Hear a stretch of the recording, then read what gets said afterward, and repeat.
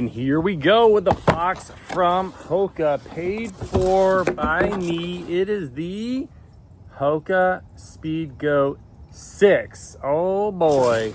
Oh man, we got the trail shoes going, everybody. We got the trail shoes here. We got the Speedgoat 6s. So, 6th iteration of the iconic, like, mega trail ultra, like pretty much every starting line you're gonna see the Speedgoat, and for good reason. These things have been around for as long as I have been following the sport, as far as like ultra running. I remember Carl Metzler, I messed up his name, back in the day, whenever he was running Kettle Moraine. He was actually on the same course that I was acting as crew for a friend. This is a side story, but I did see him. I didn't officially meet him, but I remember his story about the Hurt 100, the Appalachian Trail, etc., and then HOKA making a shoe out of him, or for him, I should say, in conjunction. And here we are, the 6th iteration. Man, so taking a look at these, having these in my hand for the first time here in long form, and look at this. Look at that. Man, so I know that the Speedgoat has gone through several design changes, and it has been kind of hit and miss over the years, if I recall correctly.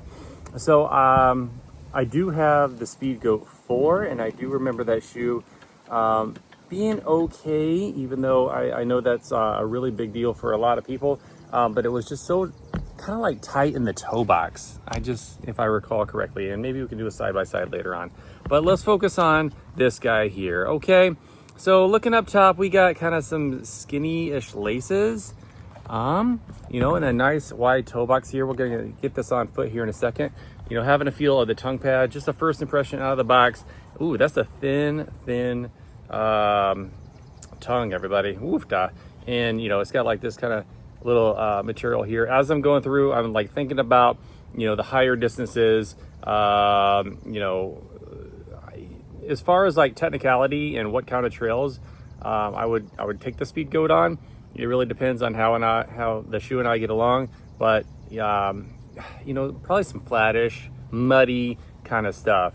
Okay, comment down below, what have you brought your Speedgoat on? Okay, and then having a look at the tongue, there is like a 1 inch, maybe 1.5 inch gusset here, elastic to kind of hold that tongue down. Okay, and then feeling around the heel collar and everything, the ankle, it's got some padding. It actually has some decent padding here. All right, feeling inside of the toe box as far as the material goes. Ooh, that is a nice material. You see that right there? That's actually kind of springy and stretchy, and that's pretty pleasant, everybody. That feels pretty good. Okay, getting my hand in the toe box. What I've been doing recently is feeling inside the contact points of the shoe, okay, and just feeling like, you know, is it abrasive, is it smooth, like what's going on? And this is a little on the abrasive side, actually. Okay, and then let's pull out the insert of the shoe. That's a nice insert. It's got a little bit of structure to it, some preparations hopefully for some ventilation and drainage. Okay, the Speedgoat does come in a Gore-Tex as like a waterproof edition. This is not the waterproof version here. And then having a look here, you know, quite the prominent elf ear going back there for the 6th iteration of the Speedgoat. And what we got Vibram Mega Grip. You know, I do have a couple of other Speedgoats here, and we will have a side-by-side comparison at some point, okay? And then, like, you know, maybe a little shootout for this plus some other trail shoes that we have going on here. But I just wanted to kind of do a little impression there. Let's actually toss this on foot and see how it goes. Okay, we got it on foot here, and here is the edge of my big toe here. So not a ton of space actually from the end of my toe to the end of the toe box here. Number one. Number two, these laces I feel like could, you know, be a little bit stretchier in terms of like the ability to kind of cinch down. And this material is nice and soft here. And this feels good. But let's actually take it for a little test spin here. Okay, first things first, on the hardball surface here. Okay, that feels pretty good. A little bit of heel slippage on the left side there. but I'm thinking like, you know, we're not gonna be doing a ton of speed stuff in this shoe. Okay, let's actually go off-road a bit here. Ooh, right into the mud. Okay, just kind of going along the grass here. My guess is this compressed molded EVA, if that is the midsole material, I believe it is, will soften up eventually. But right now it feels a little stiff. There's nothing particularly exciting about the ride. The arch support, it feels a little flat. That toe box, like, it's not a problem right now, but I do wonder about it. Maybe after these shoes break in, but the foot's not sliding forward a ton, but I can kind of feel it touching there on the big toe. Okay. Oh, right. You gotta get one of these in. River!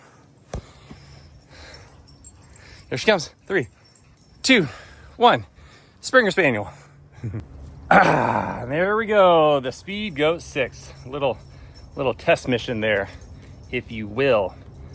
I am not sure about this one. You know, I'm not loving that it's like right there next to my toe. I do wonder like how it would do given some time for that midsole. You know, there's a lot of shoes that once you take them right out of the box, they're good to go. They are ready to rock and roll, you know, but then there's still some that are out there kicking around material wise that need a little break in. Okay. I was born in the early 80s, and I do remember growing up that everything needed a break-in period. Didn't matter what it was. And I suppose that's true still. Just need some more time before we can make a full decision. And this is by no means a full review, just a unboxing and first impressions of the HOKA Speedgoat 6. Okay, and we can talk about other things later on. Well, hopefully everybody's doing well. Remember, my name is Jason, and I am a busy parent. There's a lot of busy parents out there trying to run and get fitness done, and that's what we're doing here. We're trying to figure it out, everybody. We are being creative. We are improvising. We are running whenever we can, wherever we can, and we're getting fitness done whenever, wherever. And as you have heard, I do chores as an adjunct to my run training, and I talk about Chore Fit. And I do think that trail running shoes kind of fit the criteria for that. Hence the increase in the trail talk recently, everybody. Plus, hey, you know, it would be super cool if Chore Fit led to enough fitness to be able to complete a chosen physical event, right? In this case, a running race. Pick your distance. Okie dokie. You know, survival and finishing the upright position is the goal, right? Okay, everybody, that's all I got for you. Thank you so much for watching. I've got something fun in mind coming up, but we have a little off-grid experience coming as well. So we might announce that soon or later. I don't know. Stay tuned. It's going to be super cool. Okay, thank you guys so much. Take care, guys. Have a good one. Bye.